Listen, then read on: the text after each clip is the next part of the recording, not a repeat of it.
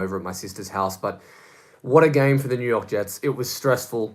It was a mess. The middle part of the game was not that enjoyable, if I'm being completely honest. The offensive line struggled all day, but in the end, the New York Jets came out victorious 24-20 in what is a huge win for this organization.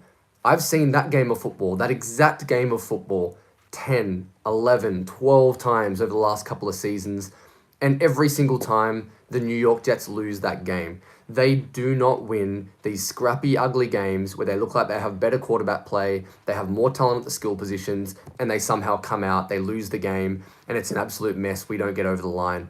I hope this and the Cleveland game is a change. Busted Knuckles, appreciate you jumping over. But look, it's not about how you win, it's about winning. And playing the AFC North in 4 straight weeks to start the season was always going to be a challenge. To come out of that 2-2, when you've had Joe Flacco as your quarterback for 3 of those games, you get Zach Wilson returning for the first time in 7 weeks, where he had something like 16 snaps. This was a big win on the road. The Jets somehow are now 2-0 on the road in 2022. This has been an organization that cannot win away from home. They just cannot find a way to get it done. And somehow, some way, this team is 2-2, and they come into the Dolphins week where they could face a backup quarterback again. This is a real opportunity for this team. But before I get distracted any further, let's break down the game against the Steelers from Sunday, early Monday morning my time. And the thing that obviously, the storylines, the things that stood out were, number one, the offensive line play. The official statistics that I saw, guys, that Zach Wilson had 39 dropbacks, and he was pressured on 22 of those 39 dropbacks. That's a pressure percentage of over 50%, and that is not good enough. That's a huge issue. Joe Flacco would have been sacked 10 times today. Zach Wilson was sacked once. That's huge. It was ugly, 100%, and we can win next week, but the offensive line play has to be better. They have to improve. As I said, though, the reason the offensive line got by was because of Zach Wilson. I thought AVT was low-key the most valuable player on the field for us. Look, it may not have been his best game, but taking that upon himself to move to left tackle, the coaches put the onus on him. They gave him the opportunity. Where do you want to play AVT? And he said after the game, I said to the coaching staff, it was best if I moved to left tackle. He was 100% right. We still couldn't avoid seeing Connor McDermott on the field. Of course, he always makes an appearance. But AVT was the bright light and really could have saved what would have been a really ugly day for the Jets. You're right, the offensive line was awful. They were a disappointing group. We couldn't run the ball. That was, for me, was the biggest thing. The pass pro and all the pressures, Zach Wilson has some mobility. But when you mix in that you can't run the football either, that is an enormous issue, and that's something the Jets couldn't overcome. Time and time again, it was first and 10 to 2nd and 12, and there were negative yardage plays. And it wasn't because they were taking sacks, it's because they couldn't run the football.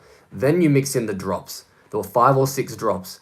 Out of halftime, the first 3 throws that Zach Wilson had, drop Garrett Wilson, drop from a high pass, and ended up being an interception off an offensive pass interference. That's how the Jets came out. That's how they helped their quarterback. And speaking of their quarterback, obviously Zach was the biggest storyline outside of the offensive line. His first game back, it was a mixed bag. Someone said it earlier. I think it's a perfect description. There was some really good. He started well on the first drive. He looked decisive. There was some ugly. You talk about the interception before halftime. You can't make that mistake. You're in field goal range. It's an opportunity to go up 2 possessions to really put a bad team away in a really desperate position. He throws that high interception. A nice job from the safety peeling off his man and going on to take the interception. But at the same time, you can't put the ball at risk like that. So that was disappointing from Zach. The second interception I already mentioned, it was a tip ball. It was an OPI. Conklin should still bring that in. Yes, it's high. My main takeaway, though, Zach Wilson, when kept clean and given an opportunity, looked like a good quarterback. They said it on the broadcast over and over again. He was decisive. He was accurate for the most part. The balls he was throwing over the middle of the field to Corey Davis, to Garrett Wilson, to Elijah Moore, they were getting on the money. They were in the right spots. They were a tight spiral, and you didn't see a ton of rust. Where you did see that rust, however, was when you looked at him throwing the swing passes, the screens, the things he struggled with last year. They were definitely still an issue. He does need to protect the ball. You're right, better busted knuckles. He needs to do a better job protecting the football. That's paramount in the NFL. But then we get to the fourth quarter. And you feel like you've seen this story before. I already mentioned it at the start, where the Jets had the game, they let it go. They have a sniff at the end, but they never really get over the line. Zach Wilson came out, and in his last 2 drives was 10 for 12, He was 6 for 6 on the last drive, had a couple of huge completions on third down and fourth down, had a throw to Tyler Conklin, another one to Corey Davis where he zipped that thing in against cover 2 and fitted in a really tight window. He was decisive. He was outstanding. There was a chance that Zach Wilson fell apart in that game. And honestly, I don't think you could have blamed him. There was every opportunity for a guy who hasn't played competitive football, really, for about 10 months now, to come in and make plenty of mistakes. And he did. But when the money was on the table and you need to have the drive, Zach Wilson was the guy. That's what you need to see from your second-year quarterback. We want him to play better throughout the game, no matter what the circumstances.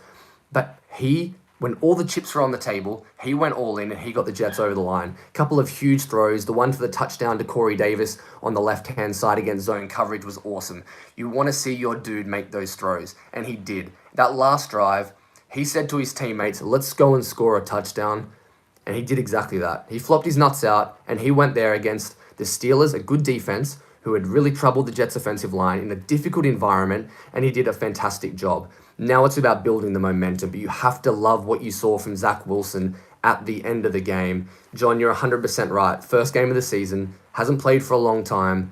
Zach Wilson did a nice job, and we have to remember, it's about performing at the end of games. That's where the Jets have struggled. That's how Zach Wilson will become a franchise quarterback, and I thought he did a really nice job in that aspect. So all in all, I'd probably give him between a 6.5 and a 7. It's not perfect. There's plenty of improvements, but the Jets are 2-2.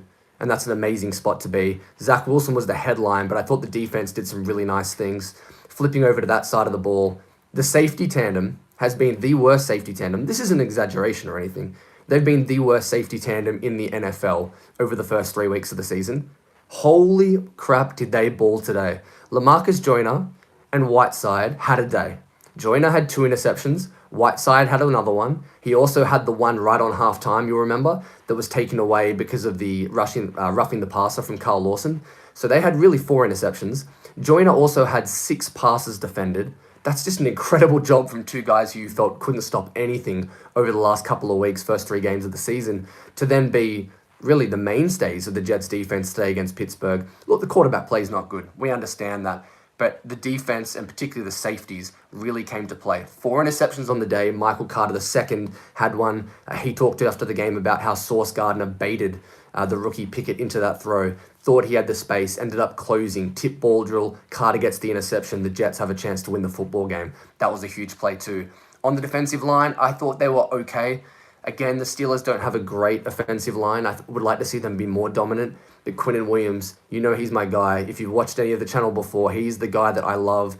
He had 6 tackles, 2 QB hits, the sack, a tackle for loss. He was huge again in the middle. Carl Lawson flashed for a sack. Jermaine Johnson got his 2nd sack in his rookie campaign. Good to see him, getting some pressures. Bryce Huff, what a surprise. Everyone in Jets Twitter, YouTube, social media has been calling for Bryce Huff. I thought he was pretty good. John mentions Clemens. He had a couple of hits as well.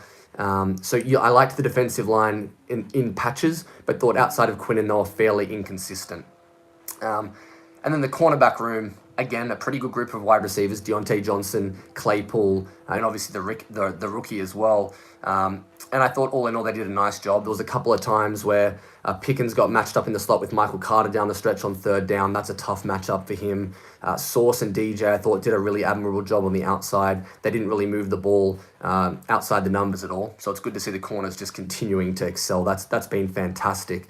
But yeah, the stars for me are really the safety tandem, which I cannot believe I'm saying right now, and Quinnen Williams, who, as Braden says, he's going to get paid. He deserves to get paid. I think, Ulbrich kind of spoke out of line. I don't think he was trying to take a shot at Quinnen Williams, but I think he was deflecting. He didn't handle it well. Quinnen came out and responded really well today. As far as the game situations, the coaching staff, you have to be worried about either side of halftime. The decision from Zach I've already touched on. You take points off the board.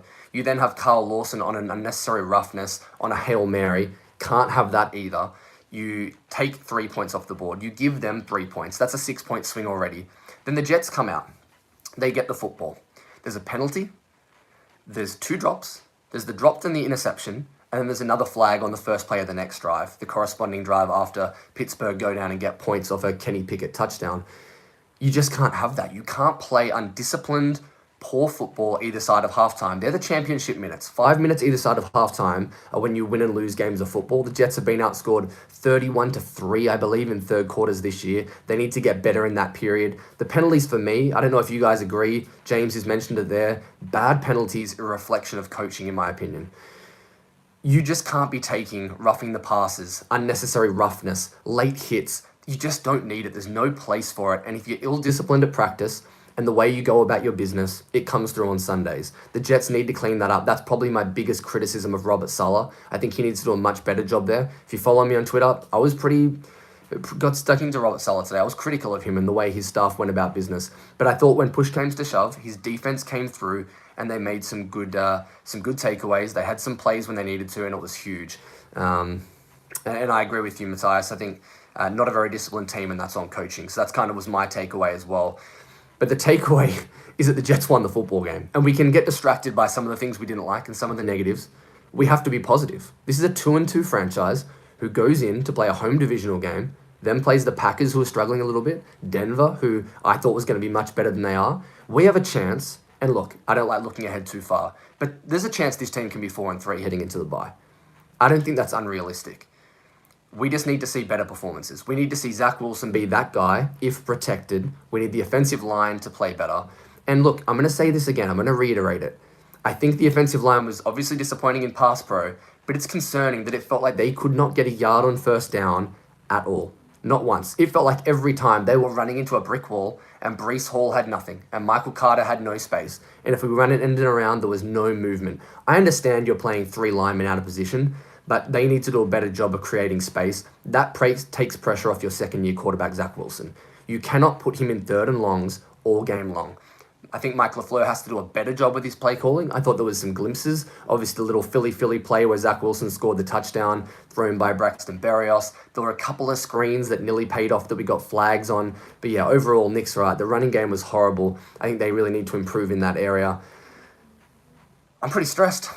You get up at 4 o'clock, you hope for the best. The Jets started well, it was 10-0. And then you see it fall apart and you start to feel negative and you think same old Jets. But this year, the Jets have now won 2 games down, and they win with 22 seconds left against Cleveland. And down, and they win with 16 seconds left on the clock against Pittsburgh. You haven't seen this before. So it's fantastic. Matthias says the offensive staff has to help them, knowing the OL is compromised. He's right. I think they chipped a little bit today. But all in all, they were left in some difficult positions. They probably didn't give certain players enough help. They weren't sliding protections the right way. I'll do some breakdowns on the offensive line play. Look, you got Herbie and those kind of guys that are coming in to be backups, and you can't ask the world of them. But all in all, they have to be better because you just, 9 times out of 10, you're not winning that football game with the mistakes. Tom mentions Dwayne Brown. That is going to be huge. Obviously, the rookie tackle, Max Mitchell, who has impressed all of us. I have a video across on the channel if you want to check it out from last week. He went down with a knee injury. Anytime you get carted off the field with a knee, it's concerning. And you fear the best. The worst. You think he's probably going to be out for a month. Dwayne comes off, assuming he's healthy, IR this week, 4-week short-term IR. He's available to practice. Robert Saleh said through the week, we'll get him on the practice field. We'll see where he's at. The Jets need him to be in a good place. The Jets need him to come on the field and play next week.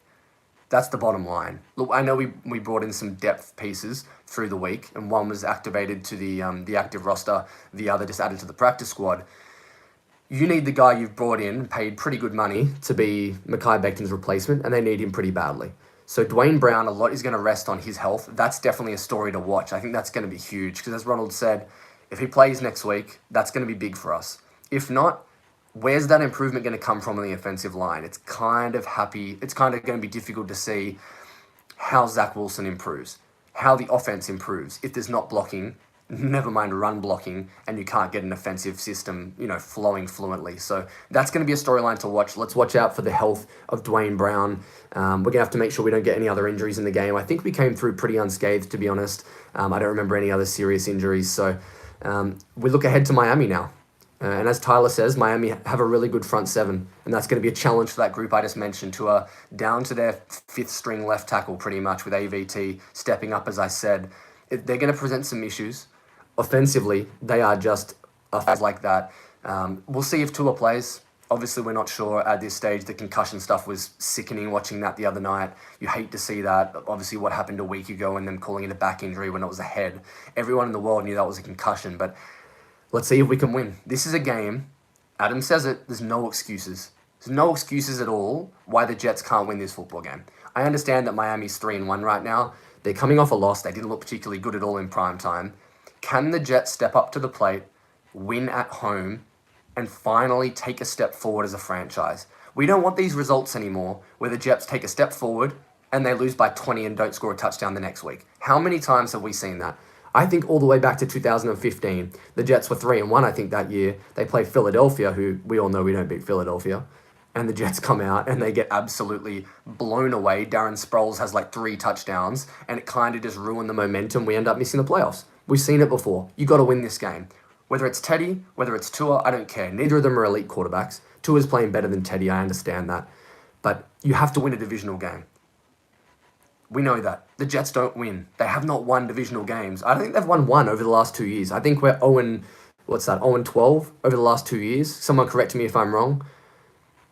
You can't do that, guys. You can't do that.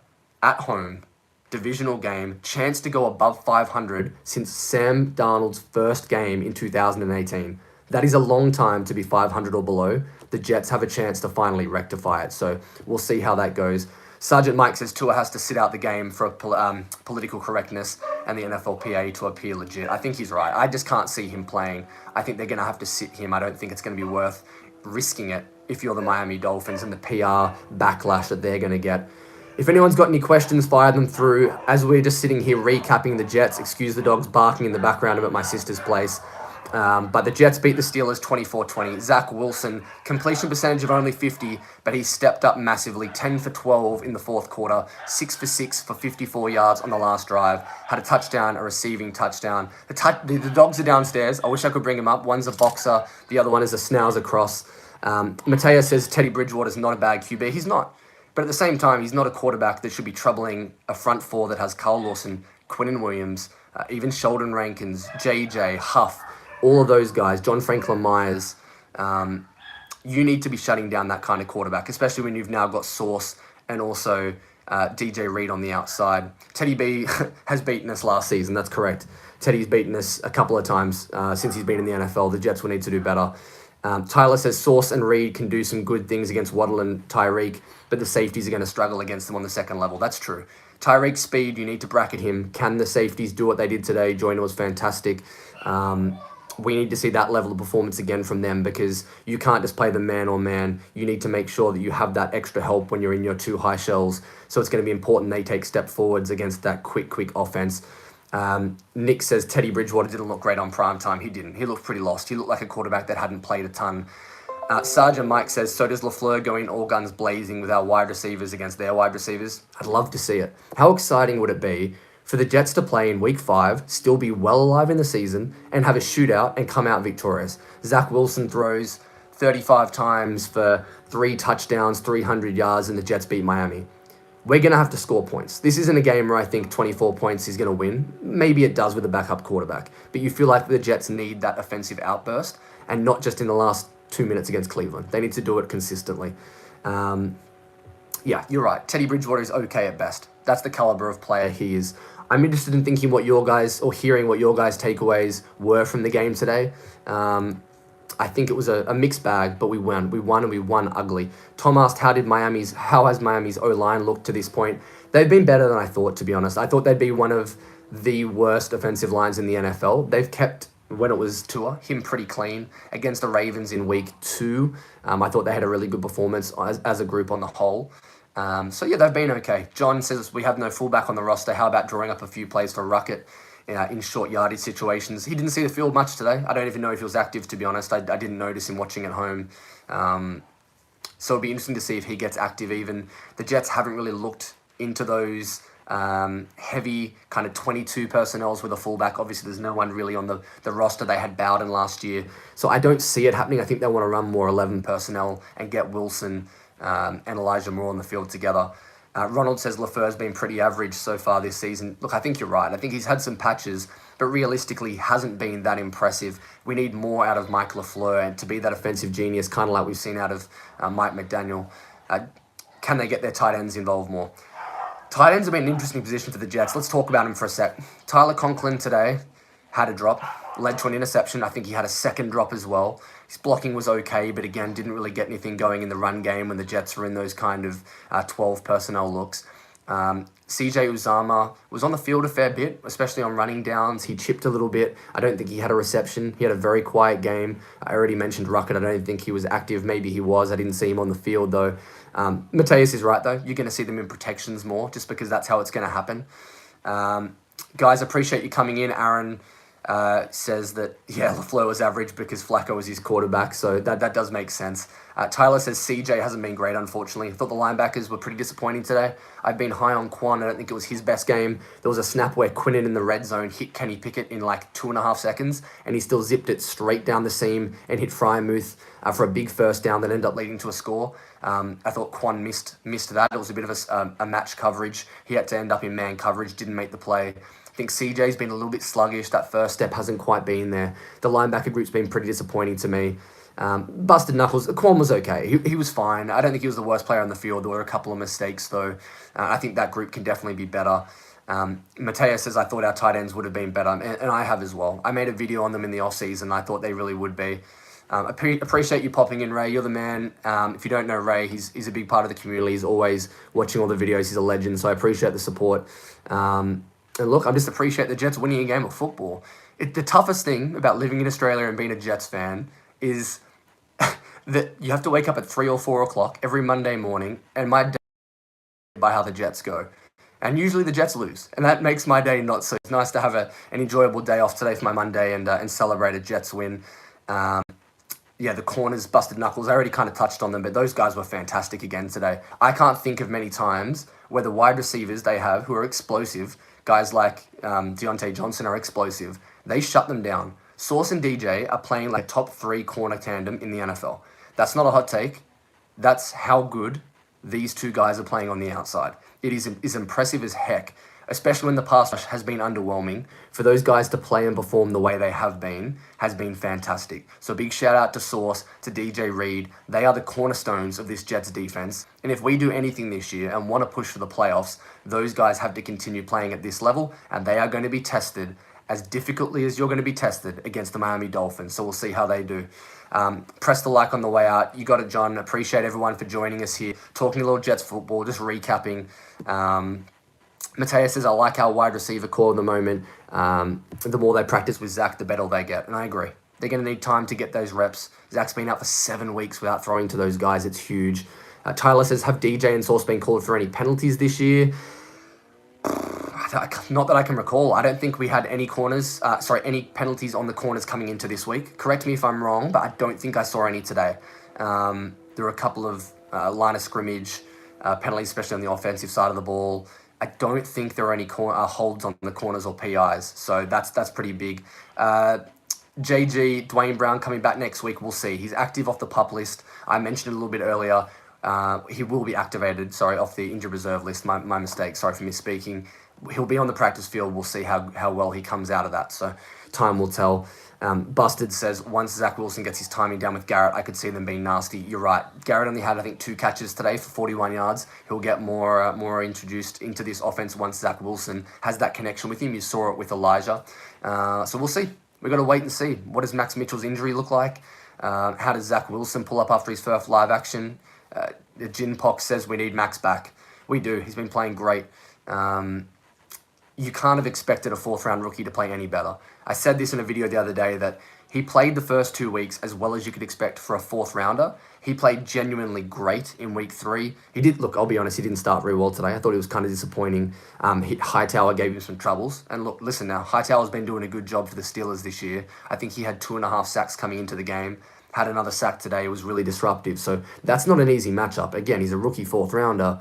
But we hope he's healthy. We hope he's okay. We'll see what the outcome is of that one. Yeah, Ronald says he was seen in a brace after the game on crutches. That's what was reported by a couple of the beats. So doesn't look great.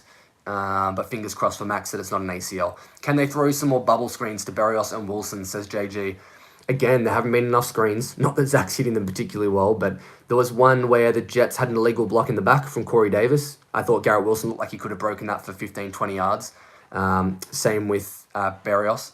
Steelstone says the Jets don't give him any confidence that they'll play good football. That's what 10 years of losses and losing as an organisation will do. JC says, I'm glad the Jets are sticking with the running game because it needs to open it up for the passing game. He's right. You need to be able to run the football to be successful in this scheme. The Shanahan, LaFleur, Kubiak style schemes are all predicated around outside zone, wide zone, and the success of the running game. As annoying as it is, you have to stick with it. Mateus says our special team has to play solid. They can't make sure that the special teams is playing well. Greg Zerline's kicking's been pretty good. Ray mentioned the O-line. Need to start stepping up. He's 100% right. Because if they don't, how do we judge Zach Wilson? And this is kind of where I'll go to end the video. Around halftime today and the third quarter, people were talking, and I was tweeting about it, that you can't evaluate Zach Wilson based on what you're seeing on the field right now. And people say, well, he's a second-year quarterback. He should be able to overcome the issues because, he's played 14 NFL games now. He should be able to overcome an offensive line that had 22 pressures, that averaged 3.2 yards per carry. You think a player should be able to overcome that? Sprinkle in 5 drops. You cannot evaluate a quarterback with that rubbish on the field. If you put rubbish environment around a quarterback, the quarterback's going to play at that level when they're young. Zach isn't a talent multiplier yet. He has an opportunity to be.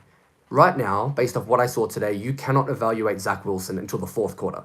And in the fourth quarter, he was fantastic. I already mentioned the numbers, 10 for 12, 6 for 6 on the final drive. You need to give him a better situation to thrive. They promised him that on draft night. They said, we are going to lift you up as an organization. We're not going to make you lift us up. Right now, the Jets have failed on that promise. They need to do a better job. They have put the bodies in place. Garrett Wilson, Elijah Moore, Braxton Berrios, Corey Davis, who, just quietly, I've said some bad things about Corey Davis. He was fantastic today. We need to see what Zach Wilson can be and what he can do. And right now, we're not seeing that because it's such a mess on the offensive line. Mateus says he has to get 4 or 5 more games just to get that feel, to get into the flow of the offense, to continue to grow with these guys. And he's 100% right. I urge people to be patient with Zach Wilson. Sergeant Mike says, week 8 against the Pats will be favorite. By favorite a lot after that. We'll see what happens. I'm not really sure. We're ahead of the Patriots for the first time since 2013, I think, in week 3, which is incredible. That's the first time we've been in front of the New England Patriots in the division. So all in all, it's a win. It's a gritty win. There are more live reps for Zach Wilson. Elijah Vera Tucker put his neck on the line to play left tackle. Corey Davis was outstanding. The safety duo played much better than their previous track records this year. The wide receivers dropped some balls but showed their explosive playability. And Zach Wilson, when all the chips were on the table, won the football game for the New York Jets. And that's all you can ask. You need him to play well on big downs, third down, fourth quarter, all of those situations. Can he get us over the line? We'll see if he can bring it next week in Miami. Guys, I appreciate everyone jumping on. I know the quality's not amazing. As I said, I'm at my sister's house. Just wanted to jump on and recap it. Jets 24, Steelers 20. I am absolutely pumped. We get another week of being at 500 with an opportunity to be above 500 for the first time since week 1 of 2018, which is incredible to say, but it's even more incredible that we've had to watch that many losing seasons. So fingers crossed, guys. JC, you're right. It's a good way to end it. If we started the season, no one thought we'd be 2-2. People said we'd be lucky to be 1-3, especially with Joe Flacco. The Jets are doing well. I appreciate you guys stopping by. I'll catch you next time. There's so much content coming. Drop a like. Make sure you subscribe. I'll see you on the next one, guys. Appreciate you, and go Jets.